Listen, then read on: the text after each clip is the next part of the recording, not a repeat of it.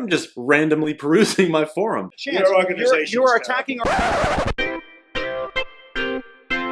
Oh, wow. Wow. Wow. Whoa. Now looky here. I need to redo part of this video because apparently YouTube thought it was unfriendly. So I need to make a couple corrections in this.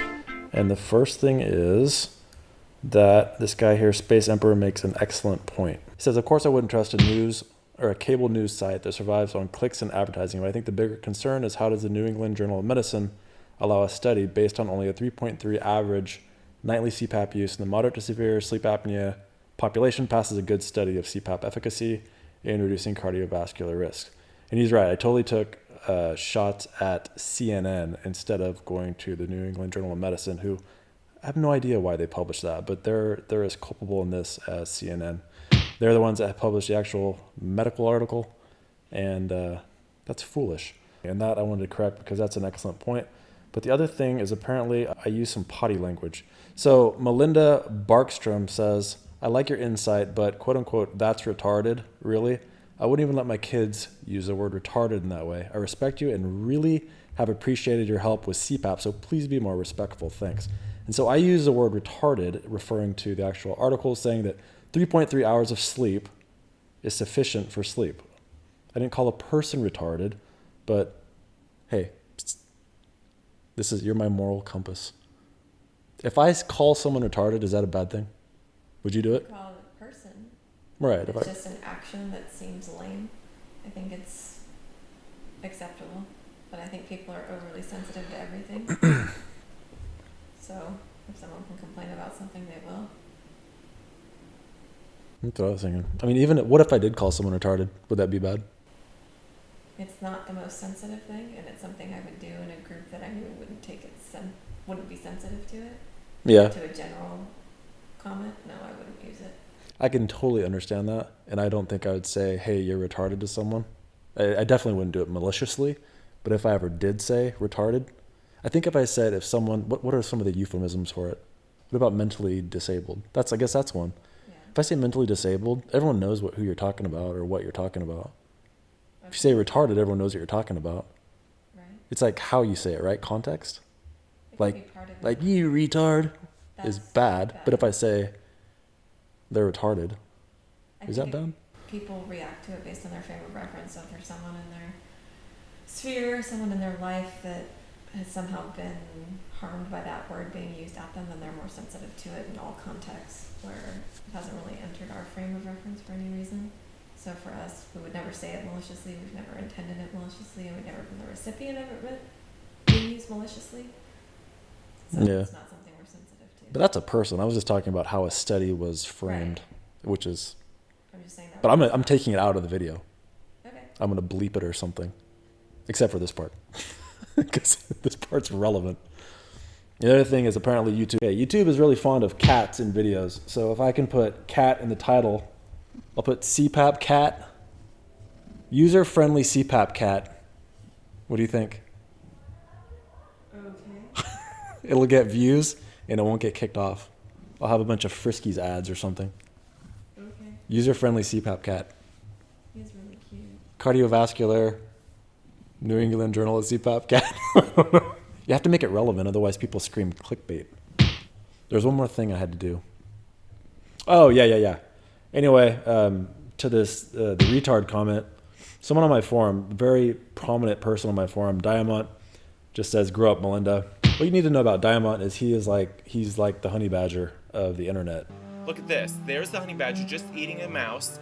And then look, get away from me, says the snake. Get away from me. Honey badger don't care. Honey badger smacks the shit out of it. He truly doesn't give a shit. All right, so here is the rest of my video with some slight alterations, and hopefully this will be 100% acceptable. So let's take a look at a random, ooh, this one looks interesting. CPAP value.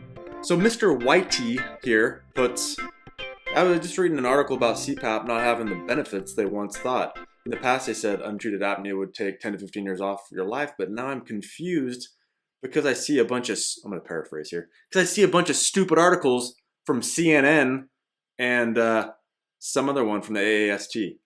Well, let's just go ahead and have a little perusey at CNN. Oh wow, whoa! Now looky here. This is from CNN. Sleep apnea CPAP machine doesn't cut heart risk, study says, by Susan Scooty from CNN. Let's take a little gander here. Let's see what they say. Your organization. You are attacking. So what this basically says, because I've already read it, is that when they compared two groups, a control group of non-CPAP wearers and then a group of CPAP wearers, they found that, like it says, CPAP does not reduce the risk of heart attacks or other cardiovascular emergencies in sleep apnea patients with heart disease, the researchers say. Stay categorically. You are fake news. I would highly suggest you look into the data. So read through the article. What you're going to see here is what Susan basically says at the end of it is, though the current study shows CPAP is ineffective with heart risks, it still provides a lot of benefits, including an uptick in mood. And yeah, there you go. Well, that's just freaking stupid. Let's actually look at the article itself. Okay, here we are. This is a New England Journal of Medicine.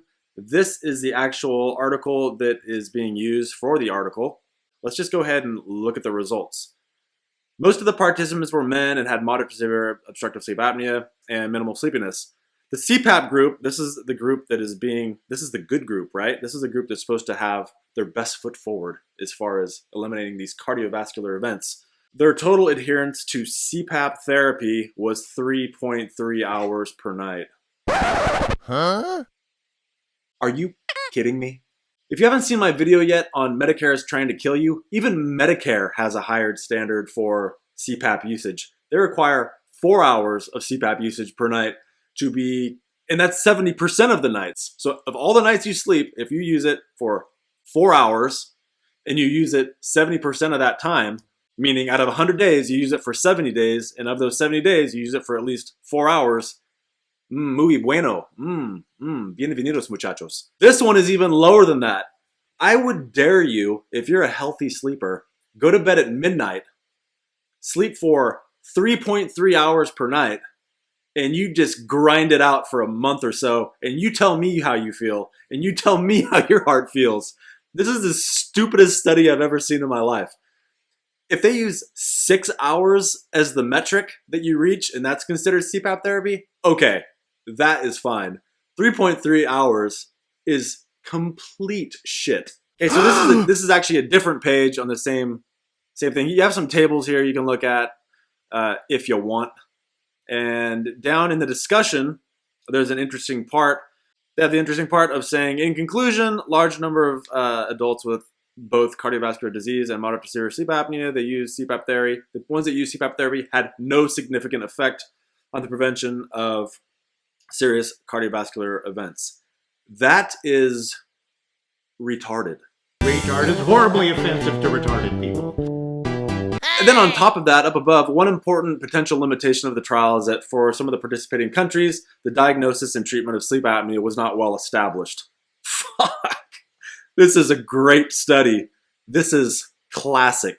This is what I'm trying to get across right here. Before you buy into this stuff, before you buy into these sensational headlines, like old Susan Scooty Poochie, before you buy into this stuff, actually click on some of these studies, look into it, read into it. And when you have to dig sometimes. You really have to dig. And if there's ever something you have a question with, man, have at it. Ask away. Ask away. And I'd be happy to see if it's bull crap or not. So, what do we know about CNN? Since you are attacking our news organization. Look, they don't have the best track record lately of being a reliable news source. This is more of a sensational headline to get clicks, much like what I'm going to do with this entire video. Let's go ahead and check out old Susan Scooty and see what we can find on her. Oh my, look at here. We have Susan Scooty. Susan Scooty's a fiction writer. And she also does a little bit of writing in medical issues for Newsweek, CNN. Hey, if you like this video, give it a thumbs up, all right? You know what? Join our website, freecpapadvice.com, and the forum, freecpapadvice.com/forum. If you like the video, do me a favor, give it a big thumbs up-see. So anyway, hey, thanks for stopping by. Please subscribe to our channel. Thanks. You are fake news.